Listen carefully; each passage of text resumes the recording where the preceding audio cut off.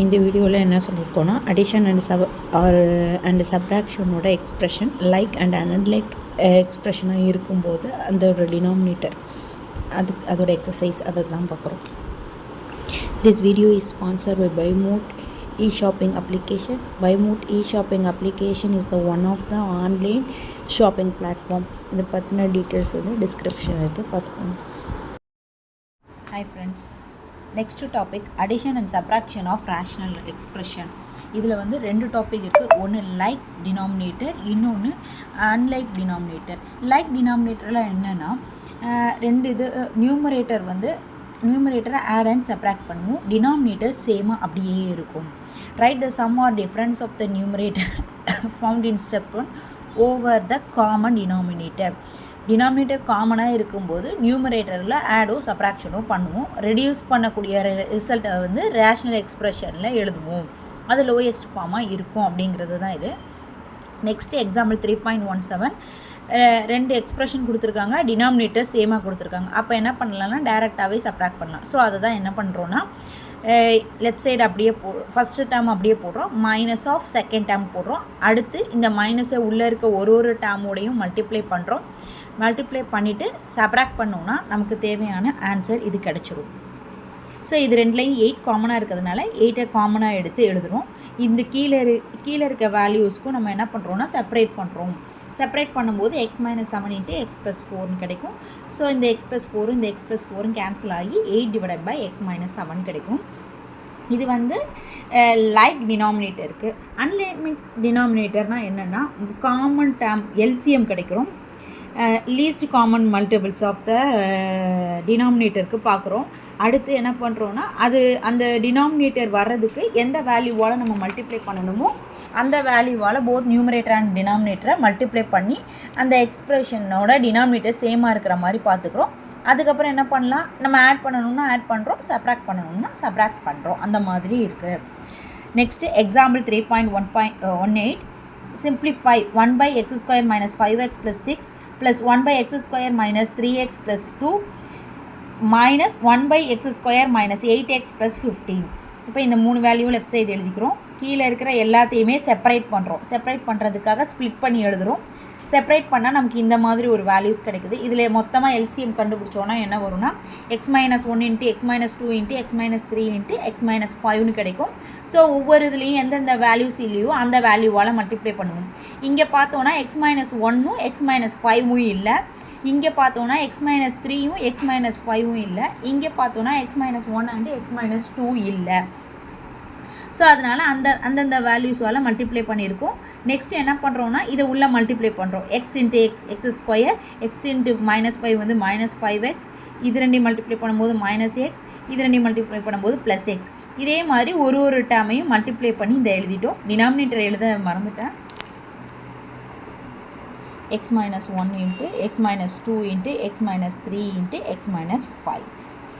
இது எல்லாத்தையும் செப்பரேஷன் பண்ணி இது ரெண்டையும் ஆட் பண்ணி எழுதிட்டோம். தென் இந்த வேல்யூவை அதே மாதிரி அதில் இருக்கிறத மல்டிப்ளை பண்ணி ஆட் பண்ணி எழுதுகிறோம். அதுக்கடுத்து இது ரெண்டையும் சப்ராக்ட் பண்ணி இங்கே எழுதுகிறோம். சப்ராக்ட் பண்ணி எழுதும்போது இந்த டேர்ம் கிடைக்குது. அதுக்கப்புறம் இந்த நியூமரேட்டரை செப்பரேட் பண்ணுறோம். செப்பரேட் பண்ணுறதுக்காக 9 2ன்னு எழுதியிருக்கோம். அதுக்கு அடுத்தது இதை செப்பரேட் பண்ணும்போது x-9 × x-2ன்னு கிடைக்குது. இப்போ x-2வும் x-2வும் கேன்சல் ஆகி பேலன்ஸ் இருக்கிற வேல்யூ எழுதுகிறோம். இதுதான் இந்த சம்மோட answer. Next exercise 3.6 simplify x × x + 1 / x-2 + x × 1 - x / x-2. இந்த மாதிரி ஒரு சம்மு கொடுத்துருக்காங்க. ஃபஸ்ட்டு சம்மு மட்டும் எடுத்துக்கிறோம். இப்போ இது ரெண்டையும் இது பண்ணும்போது என்ன பண்ணலான்னா இதை உள்ளே மல்டிப்ளை பண்ணலாம். அப்போ x × x வந்து x², x × 1 வந்து x. அட் த சேம் இங்கே பண்ணும்போது x - x². அப்போ இந்த வேல்யூவும் இந்த வேல்யூவும் இங்கே கேன்சல் ஆகிரும். அப்போ இது ரெண்டையும் ஆட் பண்ணும்போது 2x / x-2ன்னு கிடைக்கும். செகண்ட் சம் வந்து x + 2 / x+3 + x-1 / x-2. Sorry +2ன்னு போட்டேன், -2. அப்போ அப்படி போடும்போது எல்சிஎம் எடுக்கிறோம். எல்சிஎம் எடுத்துகிட்டு எல்சிஎம் எடுக்கும்போது இங்கே என்ன வரும்னா x-2 × x+3ன்னு வரும். அப்போ இங்கே x+3 இருக்குது, x-2 இல்லை. ஸோ அதனால் இங்கே x-2ஆல் மல்டிப்ளை பண்ணுறோம். இங்கே x+3ஆல் மல்டிப்ளை பண்ணுறோம். மல்டிப்ளை பண்ணி உள்ளே கொண்டு போய் எழுதினோன்னா நமக்கு தேவையான ஆன்சர் இது கிடச்சிரும். Next x cube divided by x minus y plus y cube divided by y minus எக்ஸ்ன்னு எடுத்துக்கிறாங்க. இந்த ஒய் மைனஸ் எக்ஸ் எப்படி எழுதலாம்னா மைனஸ் ஆஃப் எக்ஸ் மைனஸ் ஒய்ன்னு எழுதலாம். ஸோ இப்படி எழுதும்போது இங்கே இருக்க மைனஸ் வந்து இங்கே போயிடும். ஸோ அதனால் நான் இந்த மாதிரி டேரெக்டாக எழுதிக்கிட்டேன். நெக்ஸ்ட்டு இது ரெண்டையும் மைனஸ் பண்ணி எழுதுகிறோம். ஏ கியூப் மைனஸ் பி கியூப்பாக இருந்தால் அந்த ஃபார்முலா வந்து a minus b into a square plus ab plus b ஸ்கொயர்னு வரும். அந்த ஃபார்முலா படி ஸ்ப்ளிட் பண்ணி எழுதியிருக்கேன். டினாமினேட்டரில் இருக்க எக்ஸ் மைனஸ் ஒய்யும் இங்கே இருக்க எக்ஸ் மைனஸ் ஒய்யும் கேன்சல் ஆகிரும். பேலன்ஸ் மீதி இருக்கிறது தான் நமக்கு தேவையான answer. Second sum simplify 2x + 1 into x minus 2 divided by சிம்பிளிஃபைன்னு 2 சம் கொடுத்துருக்காங்க. சரி, ஃபஸ்ட்டு சம்மை நம்ம எடுத்துக்கும் போது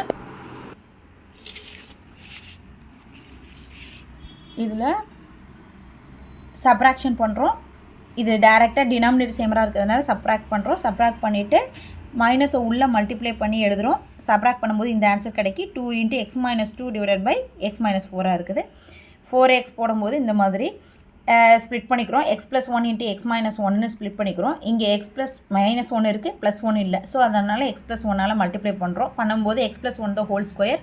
அதை எழுதும்போது x square plus 2x plus 1ன்னு எழுதலாம். சப்ராக்ட் பண்ணி எழுதும்போது இந்த மாதிரி இருக்கும். மைனஸை காமனாக எடுத்தோம்னா x square minus 2x plus 1ன்னு வரும். அப்போ அந்த டேர்மை minus of x minus 1 the whole square divide by x plus 1 into x minus 1ன்னு எழுதுகிறோம். Minus of x minus 1 divide by x plus 1 equal to minus உள்ள மல்டிப்ளை பண்ணும்போது 1 minus x divide by x plus 1ன்னு வரும். அவ்வளோதான் answer. Subtract from, அதாவது இதிலிருந்து இதை நம்ம சப்ராக்ட் பண்ண போகிறோம். ஸோ அதனால் அந்த மெத்தடில் நம்ம எழுதிக்கிட்டோம். இப்போ எக்ஸ் ஸ்கொயர் ப்ளஸ் 2 த ஹோல் ஸ்கொயர்னு இருக்குது. இங்கே ஒரு எக்ஸ் ஸ்கொயர் ப்ளஸ் 2 தான் இருக்குது. ஸோ அப்போ ஒரு டேர்மால் இதை மல்டிப்ளை பண்ணுறோம். ரெண்டு பக்கமும் மல்டிப்ளை பண்ணும்போது நமக்கு என்ன கிடைக்கும்? லெஃப்ட் சைடில் 2x cube plus x square plus 3 minus x square plus 2ன்னு வரும். மைனஸை உள்ளே மல்டிப்ளை பண்ணும்போது மைனஸ் எக்ஸ் ஸ்கொயர் மைனஸ் 2ன்னு வரும். ஸோ இந்த x square minus x square cancel ஆயிரும். 3 மைனஸ் 2 வந்து 1ன்னு வரும். 2x கியூப் அப்படியே வரும். இதுதான் நமக்கு தேவையான subtraction. Next which rational expression should be subtracted from, ஏதோ ஒரு எக்ஸ்பிரஷனை வந்து இந்த டேர்மில் இருந்து சப்ராக்ட் பண்ணும்போது நமக்கு கிடைக்கக்கூடிய ஆன்சர் இதுன்னு எடுத்துக்கிறோம். அப்போ இதை பி ஆஃப் எக்ஸ்ன்னு எடுத்துக்கிறோம். நம்ம கியூ ஆஃப் எக்ஸ் கண்டுபிடிக்கணும். பி ஆஃப் எக்ஸுக்கும் கியூ ஆஃப் எக்ஸுக்கும் டிஃப்ரென்ஸ் கண்டுபிடிச்சோன்னா அதோட ஆன்சர் தான் கொடுத்துருக்காங்க. அதை தான் இங்கே எழுதியிருக்கோம். நெக்ஸ்ட்டு வந்து பி ஆஃப் எக்ஸை சப்ஸ்டிட் பண்ணுறோம். நெக்ஸ்ட்டு இந்த கியூ ஆஃப் எக்ஸ் ரைட் சைட்லேயும் இந்த வேல்யூ லெஃப்ட் சைட்லேயும் வருது. ஸோ அதை தான் இங்கே எழுதியிருக்கோம். நெக்ஸ்ட் என்ன பண்ணுறோன்னா ரெண்டுக்கும் எல்சிஎம் ஸ்ப்ளிட் பண்ணுறோம். இதில் ஸ்ப்ளிட் பண்ணி எழுதியிருக்கோம். இதுலேயும் அதே மாதிரி இருக்குது. ஸ்ப்ளிட் பண்ணி எழுதும்போது இந்த மாதிரி டேர்ம் கிடைக்கி, நியூமரேட்டரையும் அதே மாதிரி ஸ்ப்ளிட் பண்ணுறோம். ஸ்ப்ளிட் பண்ணும்போது இந்த மாதிரி டேர்ம் கிடைக்கி எக்ஸ் ப்ளஸ் 2வும் கேன்சல் ஆகிடுது.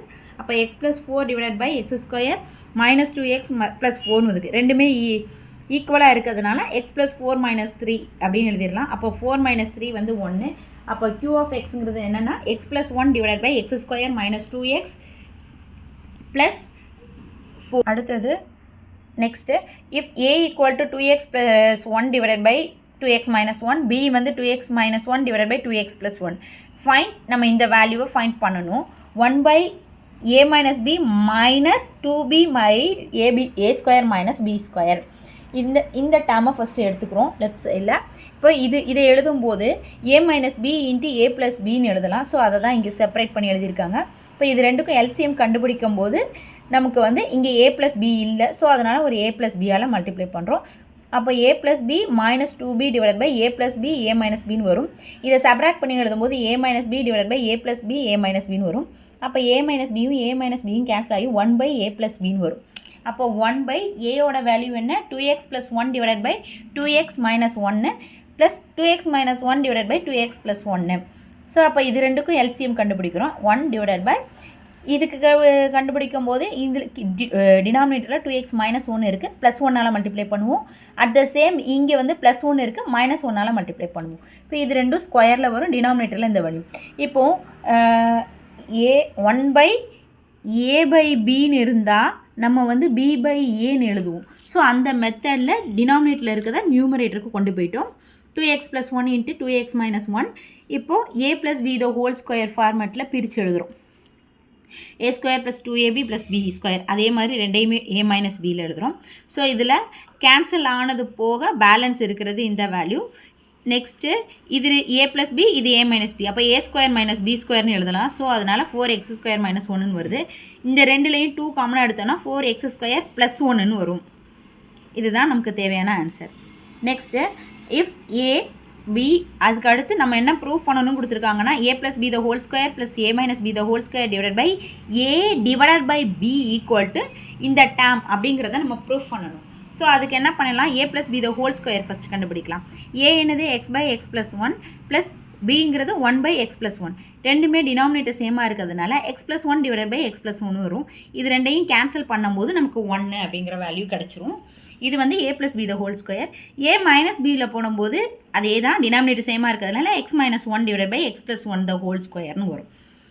நெக்ஸ்ட்டு ஏ டிவைடட் பை பின்னு போடும்போது x by x plus 1 divided by 1 by x plus 1. இதே தான் நம்ம மாற்றி எழுதுவோம். அதனால் அது என்னவாகும்னா எக்ஸ் இன்ட்டு எக்ஸ் ப்ளஸ் 1 மேலே போயிடும், 1 இன்ட்டு எக்ஸ் ப்ளஸ் 1 வரும்.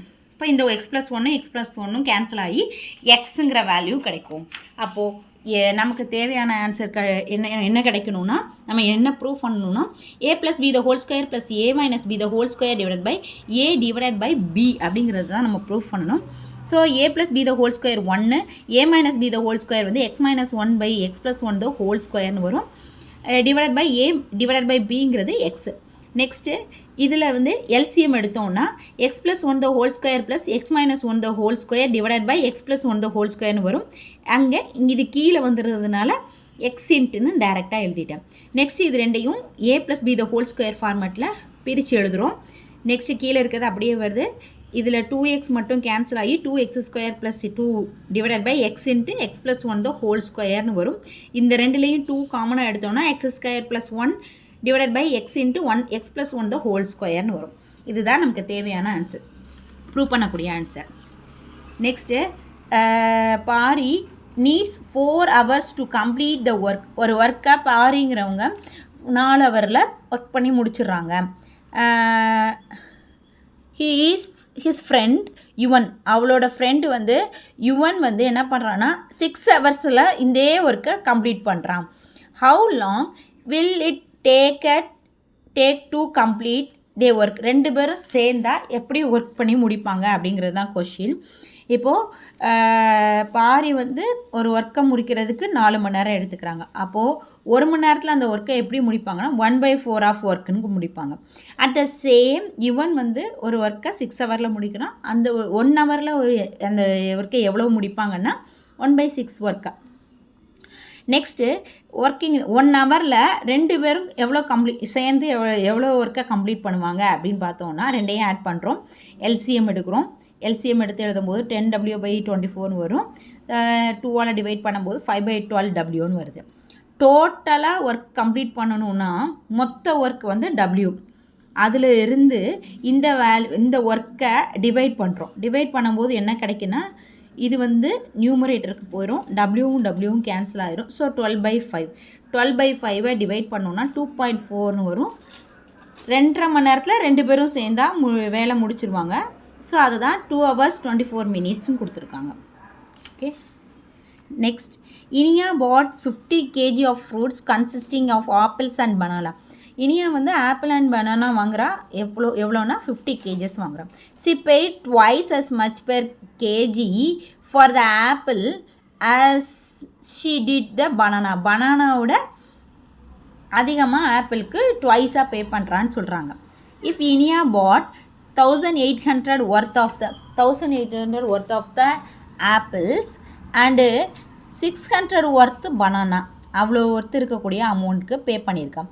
How many kg of the each fruit, ஒவ்வொரு ஃப்ரூட்டும் எவ்வளோ கிலோகிராம் வாங்கியிருக்கான்.